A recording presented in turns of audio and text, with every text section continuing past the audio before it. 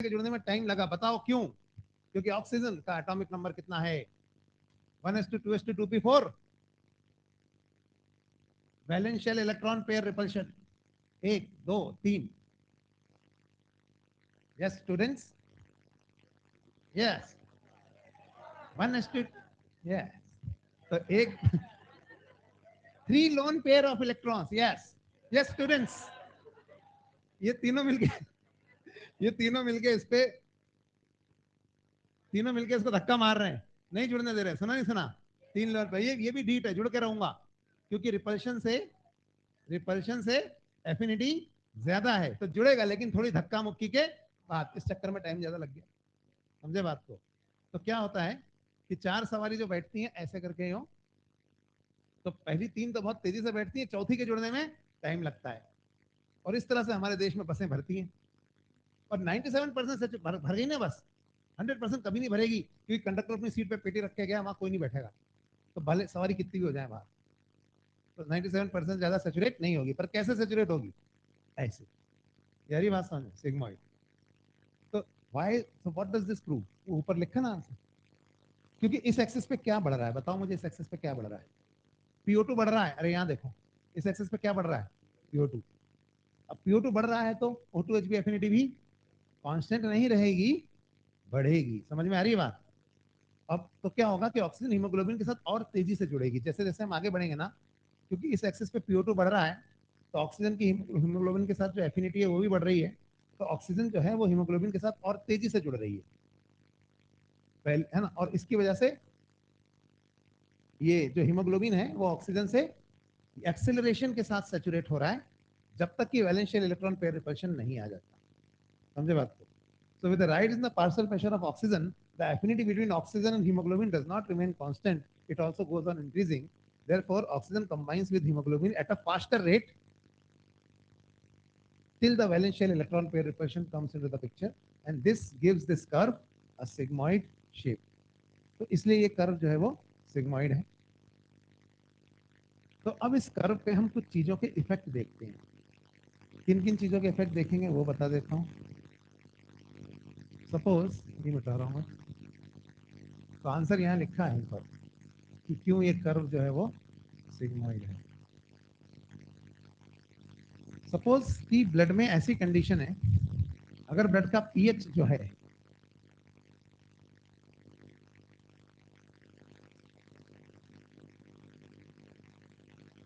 ये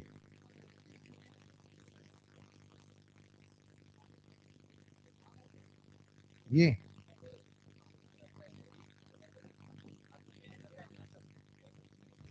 ये क्या कॉम्प्लिकेटेड है। अच्छा, तो क्या पढ़ा रहा था वही भूल गया। हाँ, चलिए, अगर मान लीजिए partial pressure of carbon dioxide ज्यादा है, या ब्लड का पीएच कम है, या ब्लड में H+ आयंस ज्यादा है, या ब्लड में एसिडिटी ज्यादा है,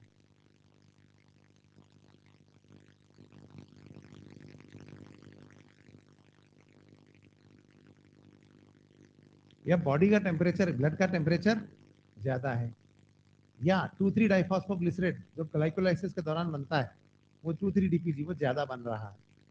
अगर इनमें से कोई भी कंडीशन ब्लड में है, तो ये जो कंडीशन है ना, they actually decrease the O2Hb affinity. ये ऑक्सीजन और हीमोग्लोबिन के बीच की जो एफिनिटी है उसे डिक्रीज करती है, और इसकी वजह से राइट शिफ्ट होती है, राइट शिफ्ट। तो सवाल ये पैदा होता है कि राइट शिफ्ट आखिर है क्या जो यहाँ हो रही है? सवाल समझ में आ रहा है? अरे इसका उल्टा अगर है, उल्टा क्या है मतलब कि अगर मान लीजिए ब्लड में PCO2 नॉर्मल से भी कम है, ब्लड का पीएच नॉर्मल से ज्यादा है, ब्लड में H+ आयंस कम है, या ब्लड में बेसिसिटी या एल्केलाइनिटी ज्यादा है, या टेम्परेचर जो है वो कम है, या 2,3-DPG जो है वो कम है, अगर इनमें से कोई भी कंडीशन ब्लड में है, तो ये जो कंडीशंस है ना, they actually increase the O2Hb affinity, oxygen और हीमोग्लोबिन के बीच की एफिनिटी को बढ़ा देती है। और ऐसे में जो शिफ्ट है वो होता है लेफ्ट साइड में।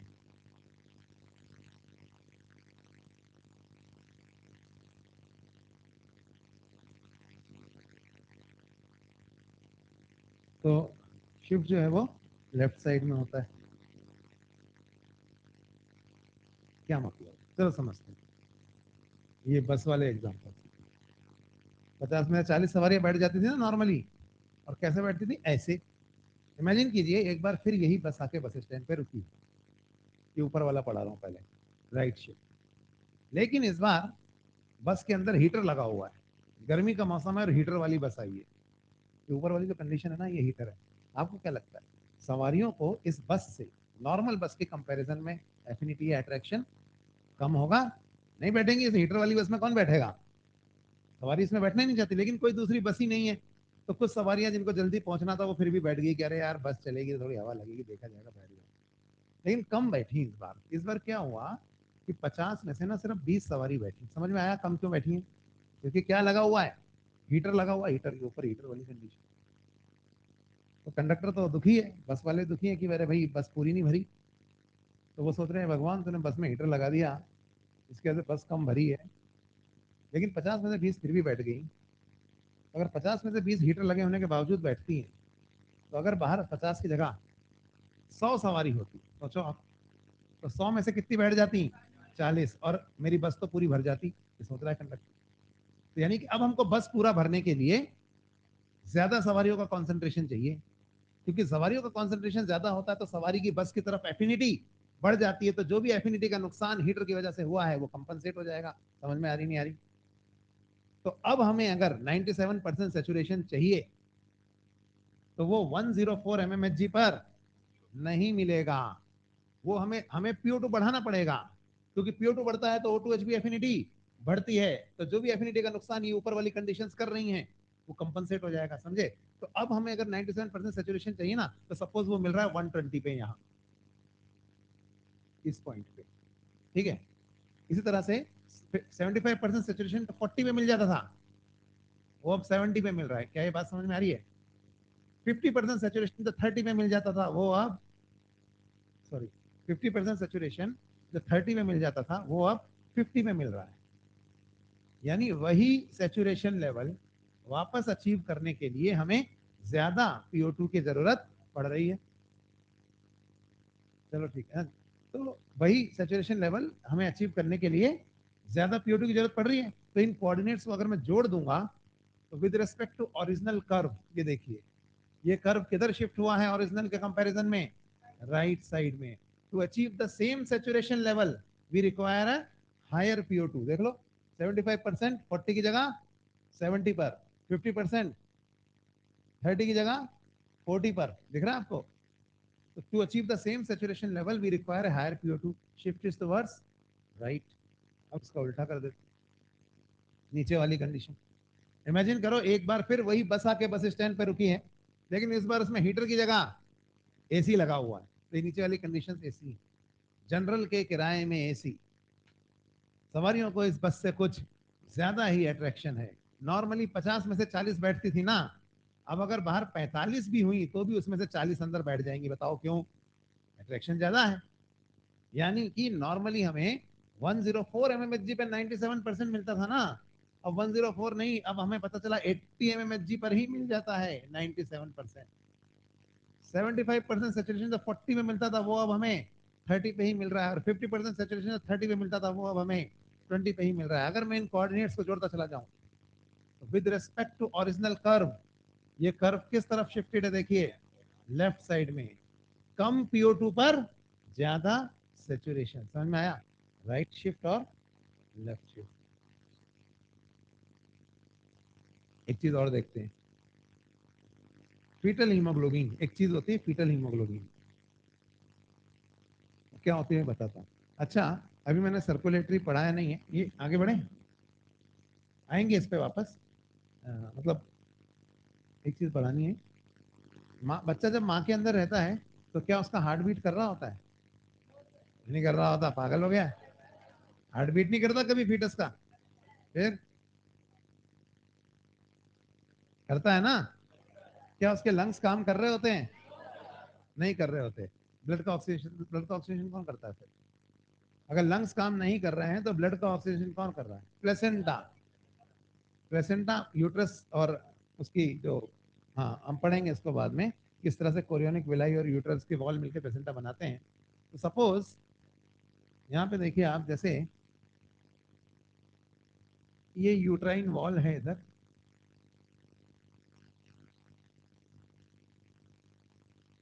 और इधर ये फीटस है। अब ये मान लीजिए फीटस है, और ये इसमें अम्बिलिकल कॉर्ड है। सुना आपने एक चीज होती है अम्बिलिकल कॉर्ड, जिसके थ्रू फीटस जुड़ा होता है। किससे जुड़ा होता है? मदर के यूट्रस की वॉल से। और क्या बनाता है यहाँ पे? ये सपोज यूटराइन वॉल है, यहाँ देखिए ये यूटराइन वॉल है, ये फीटस है इधर,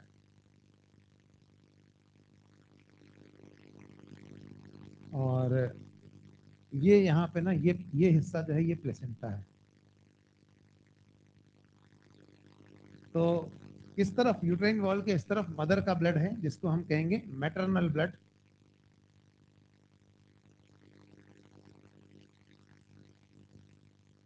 और इस तरफ जो ब्लड है वो फीटल ब्लड है। आपने सुना होगा कि अम्बिलिकल आर्टरी ऐसे डीऑक्सीजनेटेड ब्लड लेके जाती है, और अम्बिलिकल वेन ऑक्सीजनेटेड ब्लड लेकर वापस आती है।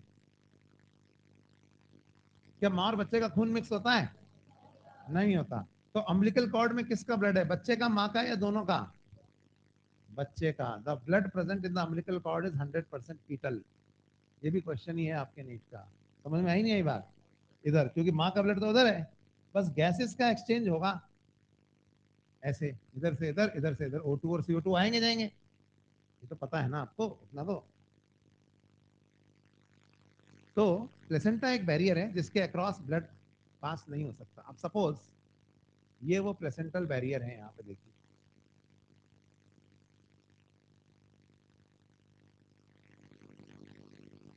इस तरफ ये प्लेसेंटा है सपोज।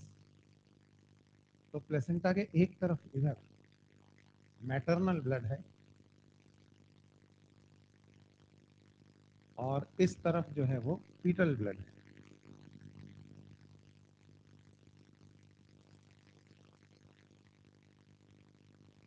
ये माँ का आरबीसी है, जैसे ये बच्चे का आरबीसी है। माँ का आरबीसी उधर नहीं जा सकता, और बच्चे का आरबीसी इधर नहीं आ सकता, ठीक है। लेकिन हाँ, यहाँ पे छोटे छोटे, बहुत ही छोटे छोटे बारीक छेद हैं, जिनसे गैसेस का डिफ्यूजन हो सकता है। मदर के ब्लड का जो PO2 है, partial pressure for oxygen,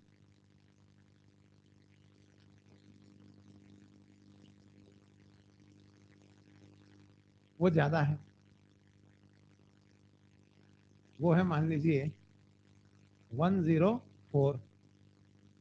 haemoglobin से ऑक्सीजन यहाँ पर ऐसे जुड़ी हुई है। फीटस का जो ब्लड है, क्योंकि बच्चा माँ के अंदर रहता है, तो उसका पार्शियल प्रेशर ऑफ ऑक्सीजन उसके ब्लड का कम है। मान लीजिए सपोज वो कितना है, 80। ये है 80 mmHg। तो जब ये आरबीसी यहाँ पहुंचता है, इधर माँ का आरबीसी, बच्चे का आरबीसी, तो CO2 तो इधर से इधर आ रही है, ऐसे आएगी ना CO2। तो जब CO2 इधर से इधर आती है, तो बोहर इफेक्ट, ऑक्सीजन की हीमोग्लोबिन के लिए एफिनिटी कम हो रही है, CO2 बढ़ रही ना, तो कुछ ऑक्सीजन जो है वो हीमोग्लोबिन को छोड़कर अलग हो जाती है, और अपने हायर कॉन्सेंट्रेशन यानी 104 से अपने लोअर कॉन्सेंट्रेशन यानी 80 की तरफ ऐसे डिफ्यूज हो जाती है। अभी आ गई इधर ऑक्सीजन। अब होना तो ये चाहिए कि ये हीमोग्लोबिन इस ऑक्सीजन को अपने साथ जोड़ दे, फीटल ऑक्सी हीमोग्लोबिन बन जाए, और चला जाए फीटस के टिश्यू लेवल पे ऑक्सीजन देने के लिए, है ना। लेकिन इस हीमोग्लोबिन की दम नहीं है कि इस ऑक्सीजन को उठा ले ये मानते हुए कि दोनों में सेम हीमोग्लोबिन है, मदर में और बच्चे में, है ना। ये उठा ही नहीं पा रहा है इसको। क्यों नहीं उठा पा रहा? क्योंकि ऑक्सीजन इससे जुड़ना नहीं चाहती। वो कहती है मैं क्यों जुड़ूं इस हीमोग्लोबिन से। 104 mmHg पर तो मेरी इस हीमोग्लोबिन के लिए एफिनिटी कम हो गई थी, इसलिए मैंने इसे छोड़ दिया था। यहाँ टूटा ना ये, तो इधर तो 80 mmHg है, तो इस वक्त तो मेरी एफिनिटी इसके लिए और कम है, तो मैं तो नहीं जुड़ूं। हरी बात समझ, ये हीमोग्लोबिन से जुड़ना ही नहीं चाह रही। ये क्या है? ये तो 104 इससे तो उतर गई ना, इस मारुति से उतर गई इधर, क्या और क्या ऑटो में बिठा रहे, नहीं बैठना चाहती, मर्सिडीज चाहिए, है ना। तो अभी क्या हो रहा है कि ये इससे जुड़ना नहीं चाह रही, तो इधर माँ का आरबीसी, इधर बच्चे का आरबीसी, माँ का आरबीसी देख रहा है बच्चे के आरबीसी को, बच्चे का आरबीसी देख रहा है माँ के आरबीसी, मम्मी भूख लग रही, तो माँ खुद तो जा नहीं सकती, उसने खाना सरका दिया ऐसे, ऑक्सीजन ले बेटा, ये ऑक्सीजन ले जोड़। अगर मम्मी उठी नहीं रही है तो क्यों नहीं उठ रही, कह रही है कि मैं 80 एमएमएचजी पे नहीं जुड़ूंगी। बोले किस शर्त पे जुड़ोगी बताओ, यहाँ पे PO2 बढ़ाओ, 104 पे तो मैंने इसे छोड़ा है, 80 एमएमएचजी पे कैसे जुड़ता, यहाँ पे PO2 104 से ज्यादा करो तो मैं इस हीमोग्लोबिन से जुड़ूंगी। नहीं यारी बात समझ, बेवकूफ बना रही, क्यों, तो अगर हम इधर PO2 104 से ज्यादा कर देंगे तो इधर से इधर आएगी नहीं ना, आएगी नहीं तो जुड़ेगी कहां से, अरे इधर से इधर क्यों आ रही है, इधर हाई इधर लो है, समझ में आ रही नहीं आ रही, तो अगर हम PO2 104 से ज्यादा कर देंगे तो जुड़ने को तो तैयार हो जाएगी लेकिन आएगी नहीं, आएगी नहीं तो जुड़ेगी कहां से, तो बड़ा टेक्निकल प्रॉब्लम है।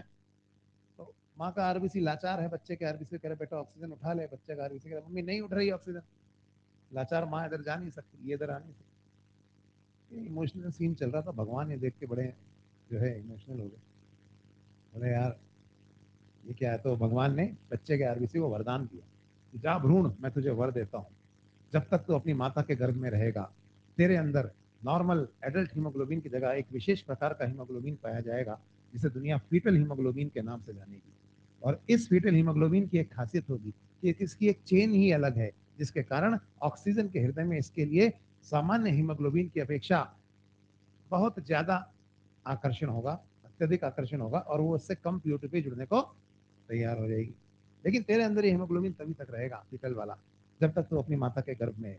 प्रसव के उपरांत तेरे पुराने आरबीसी जब अपना जीवन चक्र पूरा करके समाप्त हो जाएंगे तो नए आरबीसी में वापस से एडल्ट हीमोग्लोबिन ही आएगा, लेकिन अभी तो फीटस में तो है ना ये, तो ये क्या है, ये ज्यादा अच्छा हीमोग्लोबिन है, याद रखना। फीटल हीमोग्लोबिन जो है उसमें ज्यादा उसकी तरफ ऑक्सीजन को एफिनिटी ज्यादा है और वो उससे कम PO2 पे भी जुड़ने को तैयार है। तो ऐसा कूल ड्यूड हैंडसम हीमोग्लोबिन है जो कम PO2 पे भी ऑक्सीजन जो है उससे जुड़ने को तैयार है, और फीटल हीमोग्लोबिन इधर से इधर आ जाती है और इससे जुड़ जाती है और यहाँ पे बन जाता है फीटल ऑक्सी हीमोग्लोबिन। ये बात समझ में आई, फीटल ऑक्सी हीमोग्लोबिन बन गया। तो इसलिए फीटल ऑक्सी, और बाद में फीटल ऑक्सी हीमोग्लोबिन जाएगा ना यहाँ पे टिश्यू लेवल पे, तो वहाँ कौन है पता है, वहाँ कार्बन डाइऑक्साइड है, उसको भी इससे एफिनिटी ज्यादा है, तो फिर इस फीटल ऑक्सी हीमोग्लोबिन को भी तोड़ देगी और वहां पे भी ऑक्सीजन रिलीज करवा देगी। यानी दो बार बोहर इफेक्ट हुआ ना, एक बार तो प्लेसेंटा के लेवल पे, एक बार फीटस के टिश्यू लेवल पे, ये डबल बोहर इफेक्ट है जो प्रेग्नेंट फीमेल में होता है। ऑक्सी हीमोग्लोबिन दो बार टूटता है, एक बार एडल्ट और एक बार फीटस फीटल। आ रही बात समझ में, तो अगर फीटल हीमोग्लोबिन में मिक्स कर दूं, सोचिए आप, ब्लड में, तो उस ब्लड में ये जो कर्व है किधर जाएगा, राइट में या लेफ्ट में, लेफ्ट में जाएगा ना, कम PO2 पर भी ज्यादा सेचुरेशन, है ना।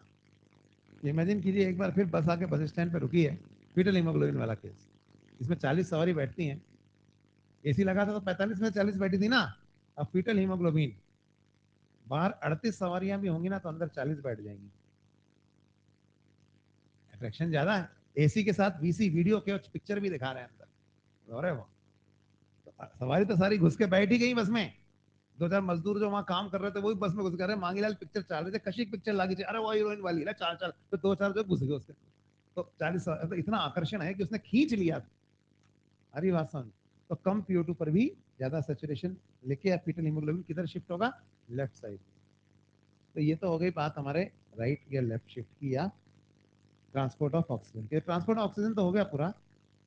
अब हम बात करेंगे ट्रांसपोर्ट ऑफ कार्बन डाइऑक्साइड की। रेस्पिरेटरी सिस्टम भी दे दें टेस्ट में क्योंकि मैं तो खत्म कर दूंगा कल इसको, कल तो नहीं पर हाँ परसों, कल सैटरडे है ना, कल तो क्लास है ना। हाँ,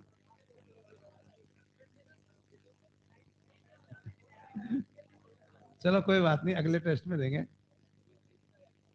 हाँ नहीं, चलो चलो, अभी तो जो पढ़ रहे हो वही पढ़ लो।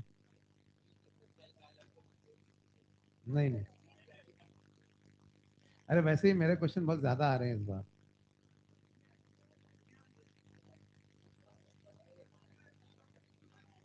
90 में मतलब मेरे मोर देन 2/3 क्वेश्चंस मेरे ही हैं, 2/3 मतलब, हाँ बताते थोड़ी है कितने हैं, मोर देन 2/3 समझते हो आप, मोर देन 70% हो गया, 66 भी नहीं। नहीं, हाँ, नहीं आ रहे, नहीं आ रहे, बोल रहा हूँ ना, नहीं आ रहे। 70% क्वेश्चन जूलॉजी के आ रहे हैं और 30% क्वेश्चन बायो बॉटनी के आ रहे हैं। चलो, और जूलॉजी में क्या आ रहा है? मूवमेंट एंड लोकोमोशन और डाइजेशन एंड एब्जॉर्प्शन, 2 चैप्टर।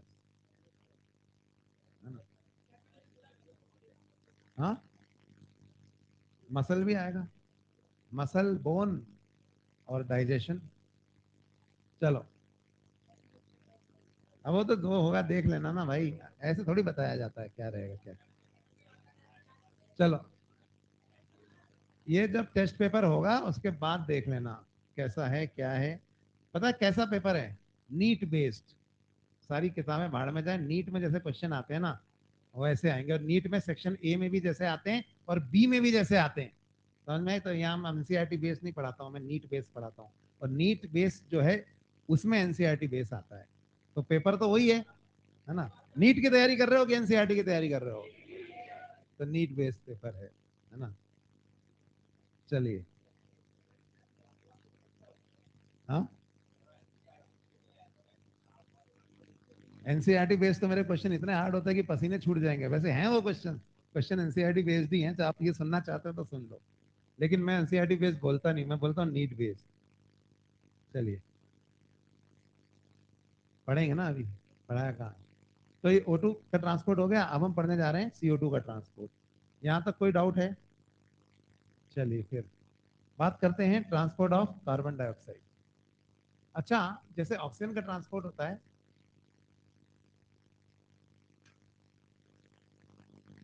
ये मत समझ लेना one line question, one word question आएंगे बस आंसर लगाना। स्टेटमेंट भी हो सकते हैं, AR भी हो सकते हैं, जैसे नीट में होते हैं स्टेटमेंट, 1 सही 2 फॉल्स, कितने सही हैं स्टेटमेंट, कितने गलत हैं। अरे ये बात समझ में? आप सोचो वन वर्ड आएगा, अरे ये जैसे बाकी कोचिंग में होता है एक वर्ड का। हुँ? चलो, डर गए? हाँ, जो है मजा आएगा थोड़ा।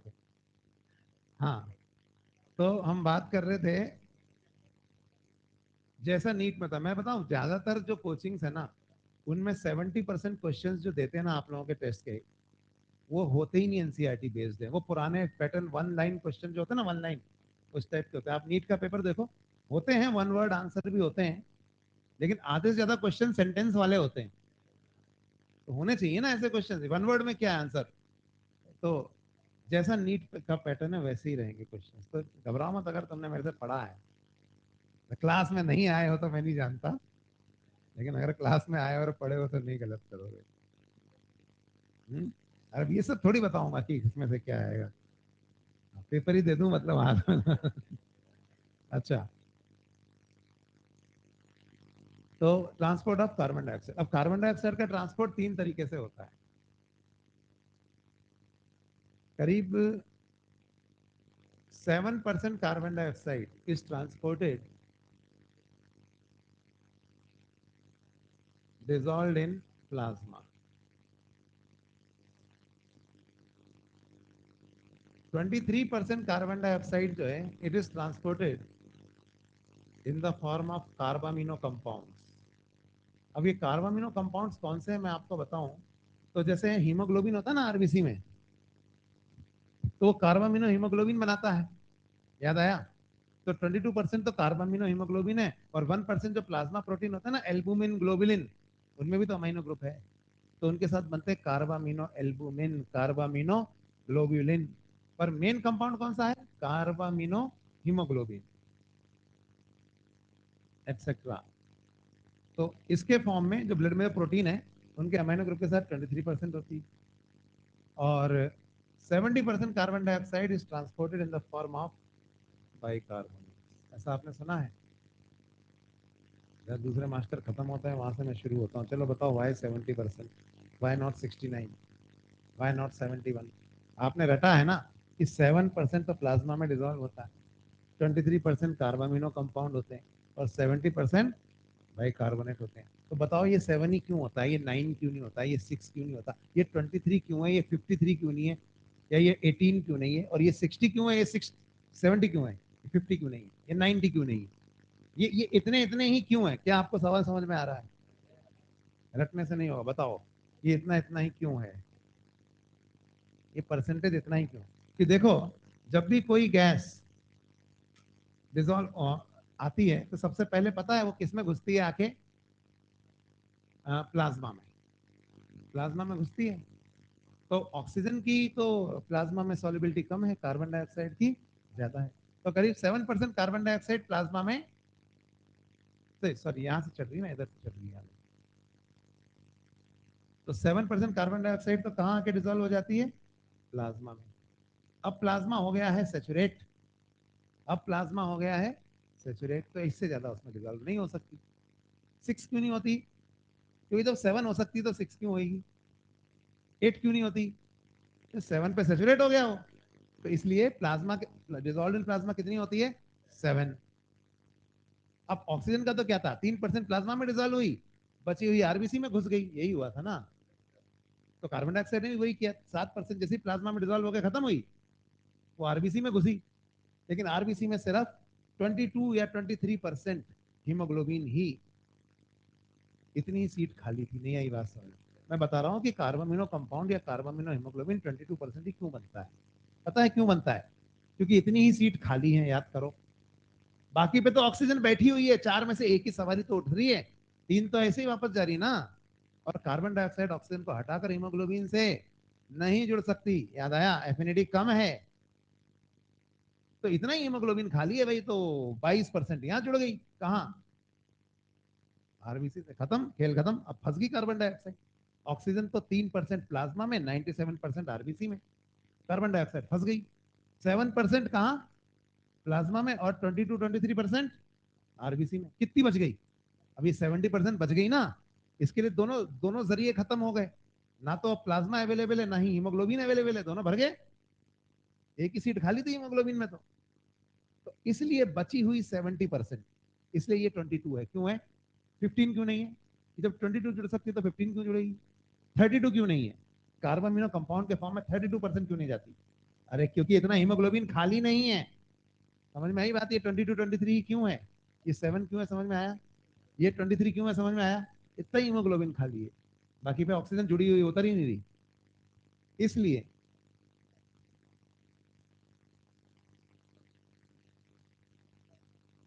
वो हाँ, नहीं, वो 25% डिलीवर होती है, उसमें से हीमोग्लोबिन में से कितनी होती है? थोड़ी प्लाज्मा से भी तो होती है, 3%, है ना? तो 22 रह गया ना यहाँ।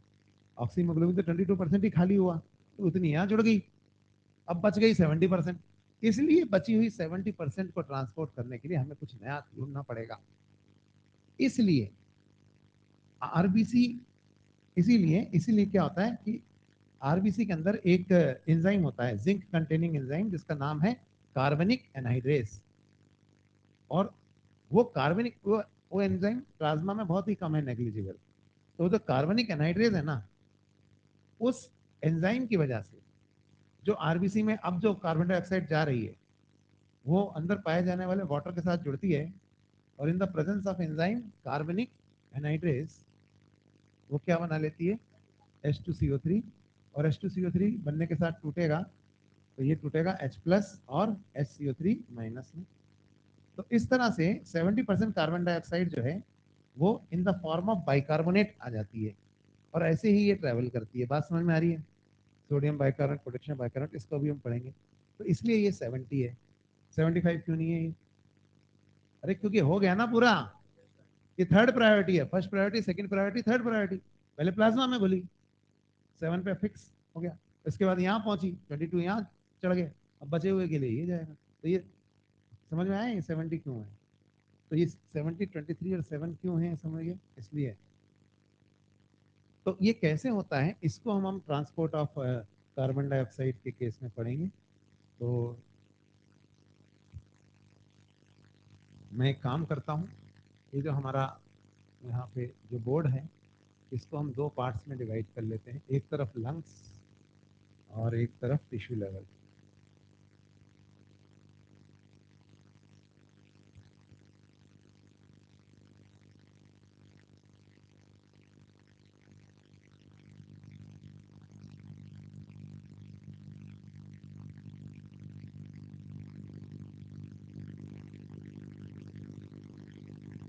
टिश्यू लेवल पे जो ब्लड कैपिलरीज होती हैं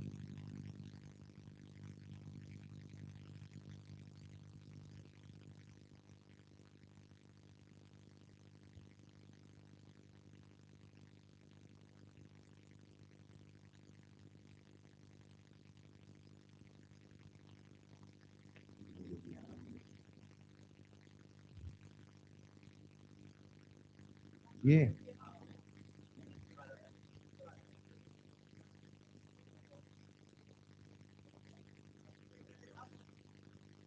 भूल ही जाओ क्या पढ़ा रहे हो। ये तो इधर मैंने क्या किया, जैसे सपोज ये हमारे टिश्यू लेवल के सेल्स हैं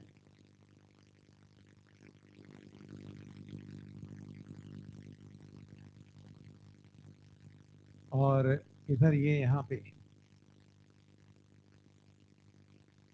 एक पल सिस्टमिक कैपिलरी है। सिस्टमिक कैपिलरी वो होती है जो सेल के बीच के इंटरस्टिशियल स्पेस से गुजरती है और ये इस कैपिलरी में पाया जाने वाला आरबीसी है। ठीक है, तो ये इस कैपिलरी के अंदर पाया जाने वाला आरबीसी है और ये आरबीसी किस में तैर रहा है, प्लाज्मा। ठीक है, तो ये यहाँ पे O2 देगा और इससे क्या ले लेगा, CO2 ले लेगा। फिर ये कभी ना कभी लंग्स में पहुंचेगा। जब ये लंग्स में पहुंचेगा तो यहाँ पे एल्वेलाई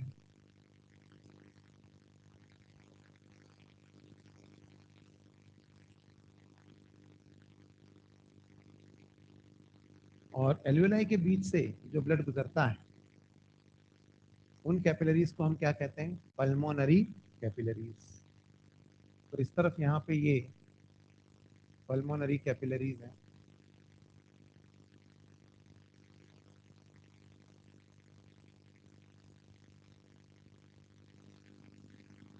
ये आरबीसी है उसके अंदर और आरबीसी जो है वो प्लाज्मा में तैर रहा है। टिश्यू लेवल पे PCO2 ज्यादा होता है। कितना होता है, 46। और PO2 कितना होता है, कम होता है। कितना, 40। जबकि लंग्स में PO2 ज्यादा होता है। कितना होता है, 104। और PCO2 कम होता है। कितना होता है, 40 ना। तो अब हम देखते हैं कि कैसे जब ये ब्लड यहाँ होता है तो O2 उतार देता है और CO2 ले लेता है। फिर ये ब्लड यहाँ जाता है तो क्या करता है, CO2 उतार देता है और O2 ले लेता है। ठीक है, तो transport of gases in blood, इसको हम एक कहानी की तरह पढ़ते हैं।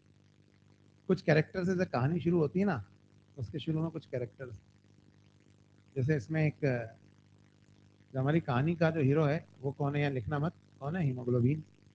मेन हीरोइन कौन है, ऑक्सीजन। दूसरी वाली हीरोइन कौन है, कार्बन डाइऑक्साइड। इनके अलावा कुछ कैरेक्टर्स और हैं। एक चीज है पोटेशियम आयन, ये है ऑक्सीजन का भाई यानी हीमोग्लोबिन का साला, और ये दहेज में मिला है। जब भी ऑक्सीजन और हीमोग्लोबिन जहां भी जाते हैं साथ में जुड़ते हैं, साले साहब साथ में चिपक लेते हैं इनके। तो O2 plus HB plus K plus, ये होता है KHbO2। तो ऑक्सी हीमोग्लोबिन को हम ऐसे लिखते हैं KHbO2। ये बात समझ में आई। इधर बाहर प्लाज्मा में एक कपल है, मिस्टर सोडियम और मिसेस क्लोराइड, है ना, NaCl। जो मिसेस क्लोराइड है वो एक ऐसी कंपनी में काम करती हैं जिसका काम है ब्लड में आयोनिक इक्विलिब्रियम बनाए रखना। And she is a very professional female, मतलब उसके लिए जो अपना काम है वो पहले, फैमिली जो है वो बाद में।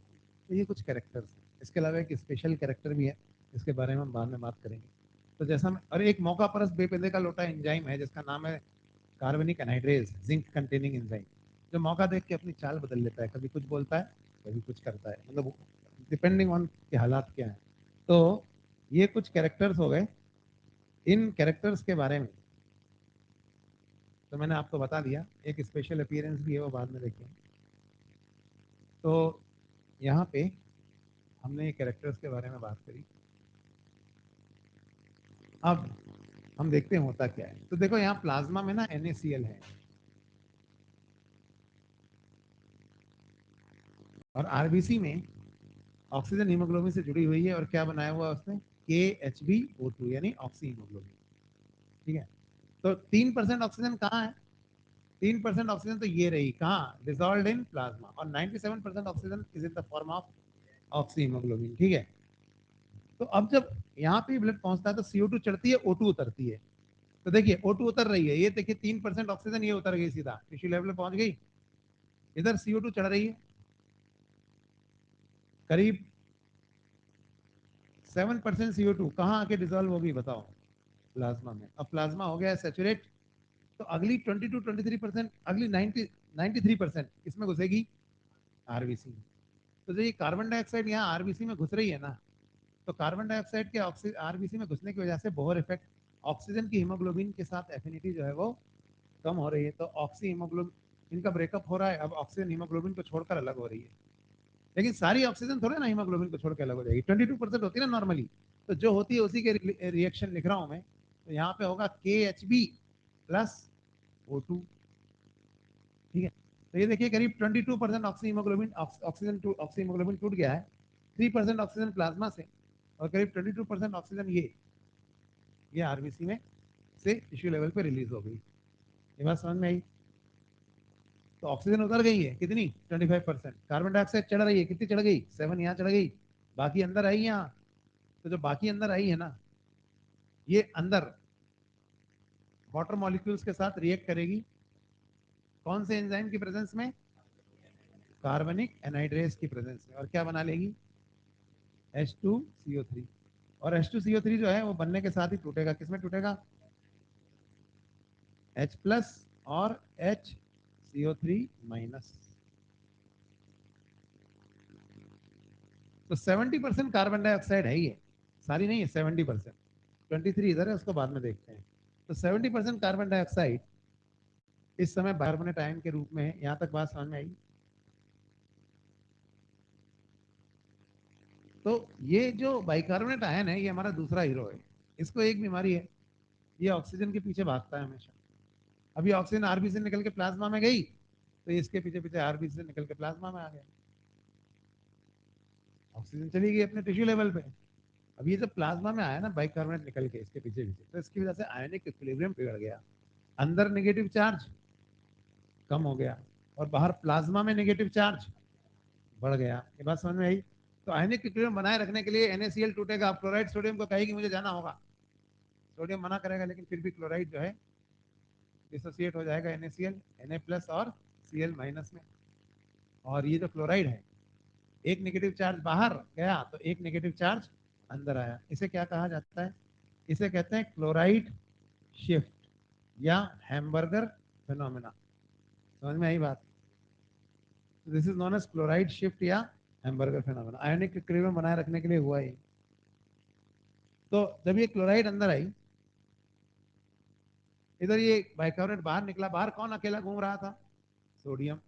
सोडियम ने बाइकार्बोनेट से पूछा, अरे तुम कौन हो, यहाँ क्या कर रहे हो? तो बाइकार्बोनेट बोला, अरे यार वो ऑक्सीजन आई थी ना इधर। बोला हाँ, तो वो कहाँ गई? बोला अच्छा, तो वो ऑक्सीजन के चक्कर में बाहर आया था। बोला हाँ, वो कहाँ चली गई, दिखी नहीं। तो सोडियम ने कहा, अरे वो तो गई जहाँ उसे जाना था, प्लाज्मा के, सॉरी टिश्यू लेवल पे, लेकिन तेरी इस बेवकूफ़ी की वजह से क्लोराइड भी गई अंदर, है ना। तो दोनों जो हैं दुखी हैं, क्योंकि ये जो सोडियम है वो दुखी है क्योंकि क्लोराइड उसे छोड़ के चली गई, और जो क्या हो गया, दुखी हो गया। तो इधर, और जो यहाँ पे बाइकार्बोनेट भी दुखी है कि ऑक्सीजन के चक्कर में बाहर आया था, ऑक्सीजन भी चली गई, तो दोनों दुखी दोस्त यहाँ दोस्ती कर लेते हैं, और निकालो प्लाज्मा में, बोतल में प्लाज्मा भर के पियो बैठ के। तो यहाँ पे NaSCO3 बन गया, 70% कार्बन डाइऑक्साइड लिए ये दोनों दोस्त बैठे हुए, सोडियम बाइकार्बोनेट। थोड़ा पोटेशियम भी बनता है, पर मैं मेजर जो बन रहा है बता ना। तो ये रही 70% कार्बन डाइऑक्साइड, यहाँ है ना। अब कितनी बच गई है, 70 और 7 कितनी बची, 23% कार्बन डाइऑक्साइड। तो इसी मौके के इंतजार में थे कि ऑक्सीजन हीमोग्लोबिन को छोड़ के जाए, इसके अमाइनो ग्रुप से ऐसे एफिनिटी है ना। इधर ये साले साहब यानी K प्लस आयन चिपका हुआ है हीमोग्लोबिन से अभी भी। तो हीमोग्लोबिन कहता जब तेरी दिखी चिपकी तो तू क्या कर रहा है, भाग यहाँ से। अरे नहीं दीदा जी आ जाएंगी दीदी, अरे तू भाग यहाँ से, उसको भगा दिया। तो के एच भी अब टूटता है देखिए, तो उसको ही भगा दिया है। तो के एच भी अब किस में टूट रहा है देखिए, K प्लस और Hb में।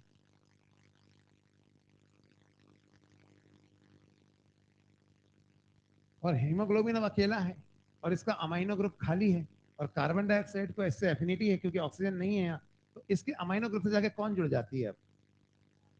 Carbon dioxide. पर इससे पहले एक चीज और होती है, देखिए हीमोग्लोबिन यहाँ दुखी है, ऑक्सीजन से छोड़ के जा चुकी है, पोटेशियम आयन को उसने भगा दिया, ये दुखी है, बोलता है अब मेरे जिंदगी में क्या रह गया है, ऑक्सीजन चली गई। इधर ये फ्री प्रोटॉन, यहाँ देखना आरबीसी के अंदर क्या हो रहा है, ये H+ देखो फ्री दिख रहा है आपको यहाँ। फ्री प्रोटॉन तो एसिडिटी फैलाते हैं, फैलाते हैं ना। बफर वो सब्सटेंसेस होते हैं जो एसिडिटी फैलाने से रोकते हैं, ये भी सुना है आपने। तो ये फ्री प्रोटॉन यहाँ एसिडिटी फैला रहा था आरबीसी के अंदर, तो हीमोग्लोबिन ने कहा अब मेरा कुछ लाइफ में तो रहा नहीं, मैं थोड़ी समाज सेवा ही कर लेता हूँ, मैं इस फ्री प्रोटॉन को यानी H+ आयन को एसिडिटी फैलाने से रोकूंगा ताकि फिर कोई ऑक्सीजन किसी हीमोग्लोबिन को छोड़ के ना जाए। तो ये बफर फोर्स ज्वाइन कर लेता है और ये इस H+ को अपने साथ जोड़ लेता है। तो H+ जब Hb के साथ जुड़ेगा तो बताओ क्या बनेगा? HHB। HHB मतलब हीमोग्लोबिनिक एसिड। भले ही इससे यहाँ पे हीमोग्लोबिन से HHB बन गया है यहाँ पे, लेकिन अमाइनो ग्रुप अभी भी खाली है इसका, और कार्बन डाइऑक्साइड तो अमाइनो ग्रुप में इंटरेस्टेड है ना। तो HHB यहाँ तो बना हुआ है हीमोग्लोबिनिक एसिड। तो किसने बफर की तरह एक्ट किया टिश्यू लेवल पे, ये बताओ मुझे? हीमोग्लोबिन ने। समझ में आई बात? और यहाँ HHB बन गया, लेकिन अमाइनो ग्रुप खाली है। तो इधर से जो कार्बन डाइऑक्साइड अंदर आ रही है उसको तो अमाइनो ग्रुप में ही इंटरेस्ट है, तो वो हीमोग्लोबिन के अमाइनो ग्रुप के साथ जुड़ जाती है। हीमोग्लोबिन से अमाइनो ग्रुप H+ भी जुड़ा हुआ है, इधर इधर H+ भी जुड़ा हुआ है। तो carbon dioxide I have no problem, तो वो H+ जुड़ा हुआ है, इधर जाके कार्बन डाइऑक्साइड जुड़ेगी। तो अभी क्या होगा बताओ? HHB+CO2 कितना क्या हो जाएगा? HHB+CO2 यानी HHbCO2, इसे क्या बोलते हैं हम? Carbamino haemoglobin. तो HHbCO2 के फॉर्म में 23% कार्बन डाइऑक्साइड कार्बामिनो हीमोग्लोबिन के फॉर्म में है यहाँ पे। तो देखो आप, ऑक्सीजन चढ़ गई है और कार्बन डाइऑक्साइड चढ़ गई है और ऑक्सीजन उतर गई। ये देखो 3% यहाँ उतरी, 22% यहाँ उतरी। CO2 चढ़ गई है कहाँ? 7% प्लाज्मा में, 70% बाइकार्बोनेट के फॉर्म में यहाँ ऊपर, और 23% HHbCO2 के फॉर्म में। बात समझ में आई? अभी ब्लड कभी ना कभी यहाँ से यहाँ पहुंचेगा और यहाँ पे सारे रिएक्शंस उल्टे चलेंगे। अभी इंटरवल हो गई पिक्चर की, सारे लोग बिछड़ गए, रूट पटांग जोड़े बन गए हैं। अभी सारे जोड़े जो है ठीक होंगे। एक चीज और, यहाँ पे एक जोड़ा और रह गया जो बनने को। देखो क्लोराइड जो अंदर आई थी वो अकेली घूम रही है यहाँ, नहीं घूम रही है? बताओ और कौन अकेला घूम रहा है यहाँ आरबीसी? ये साले साहब K+। तो ये K+ और Cl जो है ये भी जाते हैं और क्या बना लेते हैं? ये KCl। तो ये सारे उठ पटांग जोड़े बन गए हैं और अब ये ब्लड जो है कहाँ जा रहा है? टिश्यू लेवल पे। हाँ लंग्स पे। तो लंग्स पे देखो क्या क्या जा रहा है, पहले तो देखो आरबीसी में क्या जा रहा है?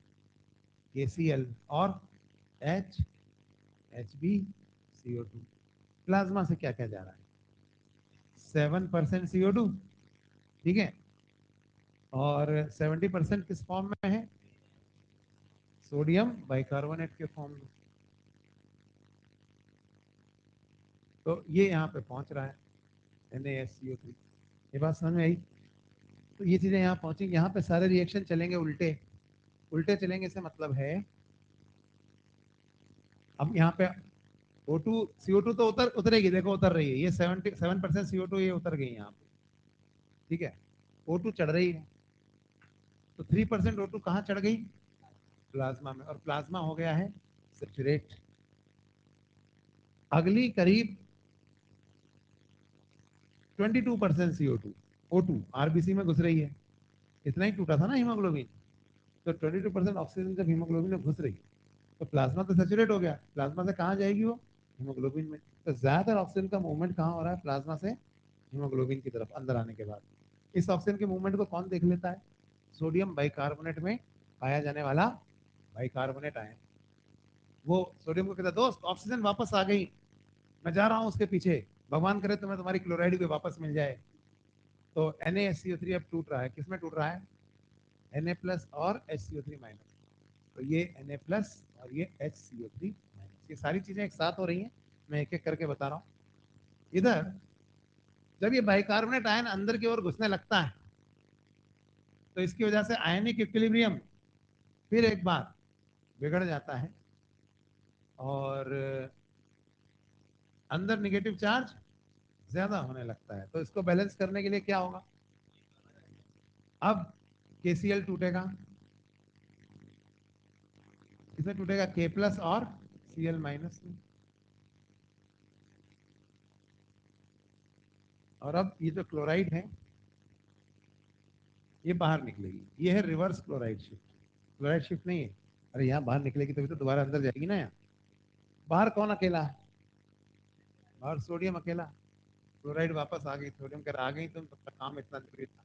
क्लोराइड बोल रही मुझे माफ कर दो अब नहीं जाऊंगी, झूठ बोल रही फिर जाएगी, है ना।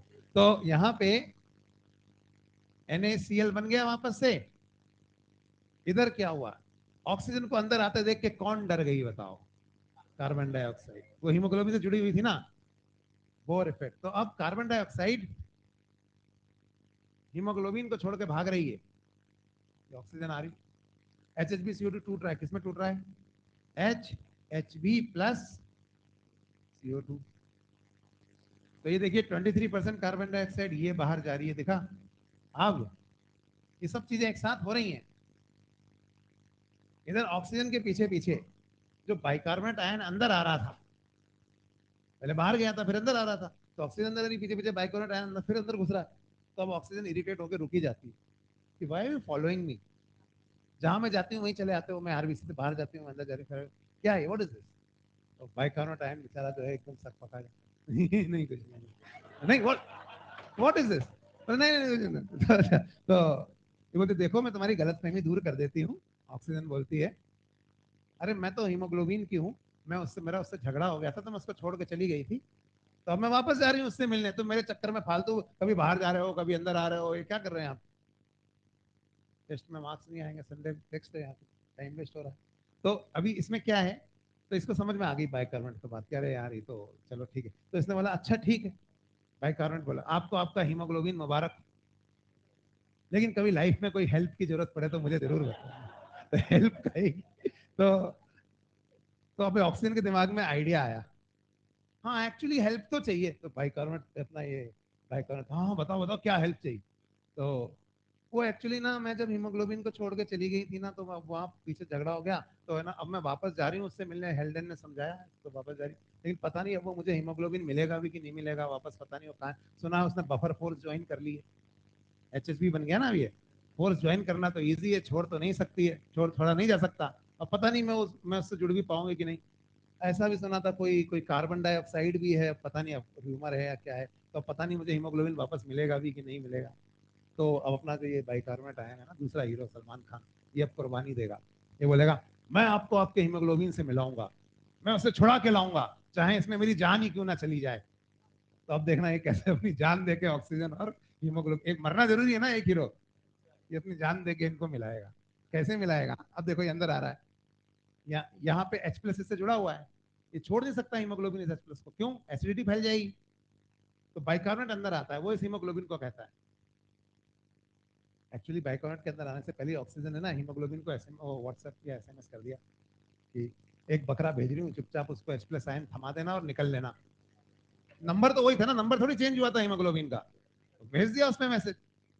तो बाइकार्बोनेट आया अंदर क्लास छोड़ के, बोला अब तुम जाओ, तुम ऑक्सीजन आ रही है तुम्हारा इंतजार कर रही है, मैं निपटता हूँ इस बाइकार्बोनेट इस H प्लस आयन से। तो हीमोग्लोबिन तो बहुत खुश था, हाँ तू पकड़ इसको H प्लस को। तो अब HHB टूटा, किसमें टूटा बताइए, H प्लस और HB में, और फ्री हो गया। तो ये प्रोटॉन डोनेट कर दिया ना इसने, हीमोग्लोबिन ने, वही हीमोग्लोबिन जो यहाँ बफर था, उसने यहाँ स्ट्रॉन्ग एसिड की तरह बिहेव किया, क्योंकि प्रोटॉन डोनेट कर रहा है, acid substance that donate the proton. तो same haemoglobin acts as a buffer at tissue level and it acts as a acid at lungs. लेकिन जो इधर से बाइकार्बोनेट आयन आ रहा था, इसने इस H प्लस को अपने साथ जोड़ लिया। तो जब ये सब हो रहा था तो इसने मना भी किया, ये कार्बनिक एनहाइड्रेट मत कर मर जाएगा, लेकिन नहीं, ये नहीं सुना, तो H प्लस और HCO3 ये दोनों जुड़ गए, ठीक है। और इन्होंने क्या बनाया, H2CO3। कार्बनिक एनहाइड्रेट ने मना भी किया था, देख H2CO3 बनेगा बनेगा तो तुरंत टूट जाएगा, तू मर जाएगा, लेकिन इसने बन गया है। तो अभी H2CO3 जो बना है, अब कार्बनिक एनहाइड्रेट तो यहाँ पे मौका परस्त एंजाइम है, हालात बदले हुए हैं तो उल्टा काम कर रहा है। यहाँ जोड़ा था इसने, यहाँ क्या करेगा, यहाँ तोड़ेगा। तो एक कार्बनिक एनहाइड्रेट कह रहा है बाइकार्बोनेट आयन से H2CO3 में जो है ये बन गया ना बेवकूफ। अभी तुझे क्या मिला, ऑक्सीजन तो हीमोग्लोबिन से जुड़ जाएगी, फिर से हो जाएगी, तू मरेगा यहाँ बेकार में। तो बाइकार्बोनेट आयन की अभी बात समझ में आई नहीं है। नहीं, you don't understand, love needs sacrifice, है ना। मतलब मैं मर भी जाऊंगा तो क्या, बोला अच्छा चल मर, तेरी कोई आखिरी इच्छा हो तो बता दे। तो ये बोलता है आखिरी इच्छा, हाँ मेरे पास एक अमानत है 70% कार्बन डाइऑक्साइड जिसे मैं लिए लिए घूम रहा हूँ, तो मैं मर जाऊं तो उस कार्बन डाइऑक्साइड को एनवायरमेंट में रिलीज कर देना, एक्सहेल कर देना। तो ना चल ठीक है, और मार दिया इसको। तो H2CO3 टूटा, किसमें टूटा बताओ, H2O प्लस CO2। तो ये देखिए ये 70% कार्बन डाइऑक्साइड रिलीज हो गई, और ये बाहर कहाँ चली गई, इन फिजाओं में बिखर गई एक्सेलेशन के साथ। और बाइकार्बोनेट की ये कुर्बानी की कहानी आज भी इन फिजाओं में गूंज रही है। ये कार्बन डाइऑक्साइड सुना रही है क्या, तुमको क्या हो गया, कुछ याद आ गया, दुखी मत हो, यहाँ ध्यान पर्सनल मतलब है ना। खो गया। तो यहाँ पे जैसा मैं बता रहा था कि कार्बन डाइऑक्साइड जो है वो रिलीज हो गई, और यहाँ पे अंदर कौन आ रहा है, ऑक्सीजन आ रही है। कौन खाली हो चुका है, हीमोग्लोबिन खाली है ना, तो ऑक्सीजन आ रही है, हीमोग्लोबिन भी इससे जुड़ा है, ऑक्सीजन में आ रहा हूँ, हीमोग्लोबिन ऑक्सीजन के हीमोग्लोबिन में भी आ रही है, तो दोनों स्लो मोशन में दौड़ रहे हैं एक दूसरे की तरफ।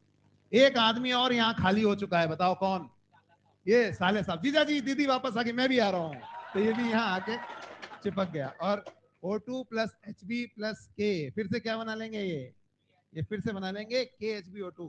देखो सब बिछड़े हुए मिल गए हैं आपस में, है ना, सारे जो कहानी खत्म होने वाली है, सब बिछड़े हुए लोग मिल गए नहीं मिल गए बताओ। सोडियम और क्लोराइड मिल गए हैं, ऑक्सीजन हीमोग्लोबिन मिल गई, है ना, तो सब सब लोग मिल गए। अब यहाँ पे सारे रिएक्शंस बैलेंस हो गए। अभी ब्लड यहाँ से वापस यहाँ जाएगा, क्या क्या आया यहाँ देखो, 3% ऑक्सीजन ये रही, 22% ये रही, कार्बन डाइऑक्साइड 7% यहाँ, 70% ये, और 23% ये, है ना। अब जब ये ब्लड वापस यहाँ जाएगा तो फिर सारे वही रिएक्शन फिर से उल्टे चले। क्या क्या जाएगा यहाँ से यहाँ देखो, एक तो जाएगा NaCl, ये रहा प्लाज्मा में, और प्लाज्मा में से क्या जाएगा 3% O2, वो ये रही। आरबीसी से क्या क्या जाएगा यहाँ, एक तो H2O, वो ये रहा, और KHbO2, वो ये रहा, बाकी तो सारे रिएक्शंस हैं। तो इस तरह से कहानी बार बार चलती है। और 100 ml of blood normally 4.2 ml carbon dioxide deliver करता है, इससे ज्यादा भी कर सकता है एक्सरसाइज के दौरान, लेकिन नॉर्मली कितना करता है 100 ml ब्लड, याद रखना है 4.2 ml कार्बन डाइऑक्साइड इस तरह से डिलीवर करता है। किसने बिहेव किया as an acid here, as a यहाँ पे as a buffer here haemoglobin, यहाँ स्ट्रॉन्ग एसिड की तरह किसने बिहेव किया, हीमोग्लोबिन ने, और यहाँ बफर की तरह किसने बिहेव किया, बाइकार्बोनेट आयन ने। याद रखना हीमोग्लोबिन या ऑक्सी हीमोग्लोबिन दोनों जो हैं स्ट्रॉन्ग एसिड की तरह बिहेव कर रहे हैं, क्योंकि यही तो H+ आयन रिलीज कर रहा है यहाँ पे।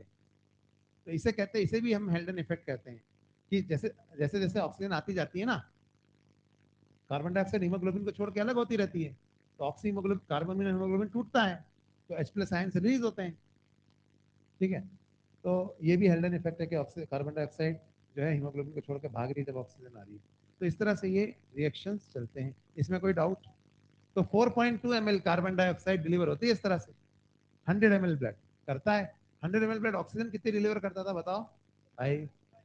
मिक्स फूड का आरक्यू सुना है आपने, आरक्यू क्या होता है, CO2 output upon O2 O2 input, तो वही तो है 5 ml पर DL अपॉन, सॉरी 4.2 अपॉन 5, आ गया ना 0.84, यही होता है। नहीं आ रहा समझ में, कोई बात नहीं। तो इस तरह से यहाँ पे ये ट्रांसपोर्ट ऑफ ऑक्सीजन होता है। तो हमने ट्रांसपोर्ट ऑफ कार्बन डाइऑक्साइड भी पढ़ दिया है, ऑक्सीजन भी पढ़ दिया है, और क्या बताया, इसमें टाइम नहीं बचा है अपने पास ज्यादा, हो गया था। तो बचा हुआ इसको हम अगले क्लास में खत्म कर देंगे, और अगले क्लास में इसके बाद हम सर्कुलेटरी सिस्टम स्टार्ट करेंगे, यानी कल, बॉडी फ्लूइड्स एंड सर्कुलेशन। ठीक है, हाँ, अच्छा।